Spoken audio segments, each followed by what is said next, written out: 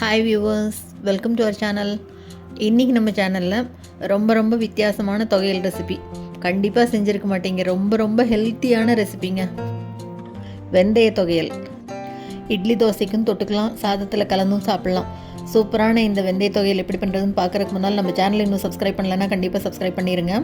கூடவே பக்கத்தில் இருக்கிற பெல் பட்டனையும் தட்டி விடுங்க. ஸோ நான் போடுற வீடியோ எல்லாமே உடனுக்குடனே நோட்டிஃபிகேஷனாக வந்துடும். வாங்க இந்த ஹெல்த்தியான வெந்தய தொகையல் எப்படி பண்ணுறதுன்னு பார்க்கலாம்.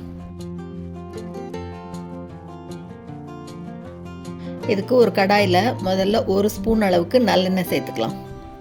எண்ணெய் நல்லா சூடான உடனே ஒரே ஒரு சின்ன துண்டு பெருங்காயம் சேர்த்துக்கலாம். பெருங்காயம் பொரியட்டும். இந்த தொகையலுக்கு கட்டி பெருங்காயம் சேர்த்தினா தான் நல்லாயிருக்கும், பெருங்காயத்தூள் வேண்டாம். இப்போ பெருங்காயம் பொரிஞ்ச உடனே இது கூட 2 டேபிள் ஸ்பூன் அளவுக்கு உளுத்தம்பருப்பு சேர்த்துக்கிறேன். பருப்பை நல்லா வறுத்துக்கலாம். பாதி அளவு வறுபட்டோன்னே இப்போ இது கூட 1 டீஸ்பூன் அளவுக்கு வெந்தயம் சேர்த்துக்கிறேன். கூடவே 1 டேபிள் ஸ்பூன் அளவுக்கு மல்லி சேர்த்துக்கலாம். இது மூணையும் இப்போ வறுத்து விடலாம். பருப்பு லைட்டாக கலர் மாறி பொன்னிறமாக வரணும். வெந்தயம் கருகிராமல் இருக்கணும். வெந்தயம் செவந்தா போதும். இப்போ இது கூட காஞ்ச மிளகாய் சேர்த்துக்கிறேன் காரத்துக்கு. அடுப்பை மீடியம் ஃப்ளேமில் வச்சு எல்லாத்தையும் பொறுமையாக வறுத்து விட்டுக்கலாம்.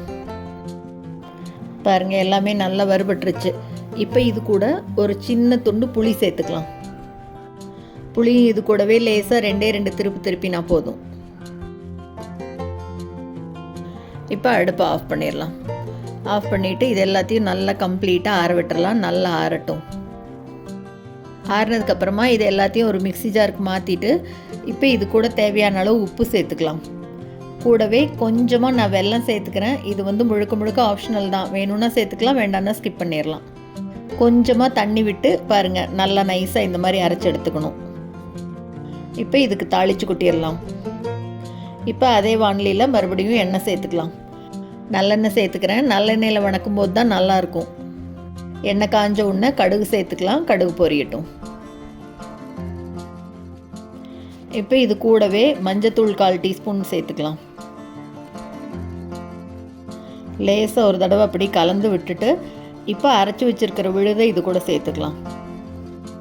இப்போ அடுப்பை சிம்மில் வச்சுக்கலாம். சிம்மில் வச்சுட்டு இதை சேர்த்துக்கலாம். நல்லா வறுத்துட்டு பண்ணுறோம் இல்லையா, அதனால் வெந்தயத்தோட கசப்பே தெரியாது. அவ்வளோ சூப்பராக இருக்கும் இந்த தொகையல். இப்போ இதை ஒரு தடவை அப்படி கலந்து விட்டுடலாம். ஒரு தடவை அப்படி எண்ணெயில் நல்லா பரட்டி விட்டுட்டு இப்போ இந்த மிக்ஸி ஜாரில் இன்னும் கொஞ்சம் தண்ணி அலசி அதையும் சேர்த்துக்கலாம். கொஞ்சமாக ஒரு 1/2 டம்ளர் அளவுக்கு சேர்த்தினா போதும், ரொம்ப சேர்த்திட வேண்டாம். இப்போது அப்படியே திப்பியாக இல்லாமல் நல்லா கலந்து விடணும். அப்படியே தண்ணி ஃபுல்லாக இழுத்துரும் பாருங்கள். நல்லா ஒரே நிமிஷத்தில் அப்படியே தண்ணி ஃபுல்லாக இழுத்துரும் பாருங்கள். அல்வா மாதிரி அப்படியே சுருண்டு வானிலையில் ஒட்டாமல் வரணும். அடுப்பை மீடியம் ஃப்ளேம்லேயே வச்சுட்டு வதக்கினா போதும். ஒரே ஒரு நிமிஷம் மட்டும் அடுப்பில் இருக்கட்டும். ஒரு கொதி வந்தோடனே அடுப்பை ஆஃப் பண்ணிடலாம். போதும் பாருங்கள், இந்த அளவுக்கு இருந்ததுன்னா போதும். நல்லா அப்படி வானிலையில் ஒட்டாமல் வருது பாருங்கள். ஒரு தடவை செஞ்சிங்கன்னா விடவே மாட்டேங்க, திரும்ப செய்வீங்க. அவ்வளோ டேஸ்ட்டாக இருக்கும் இந்த தொகையல்.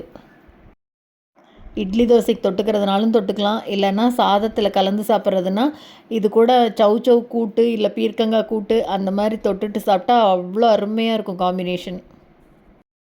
பார்க்கவே அப்படியே அல்வா மாதிரி இருக்குது பாருங்கள். டேஸ்ட் அதை விட சூப்பராக இருக்கும்.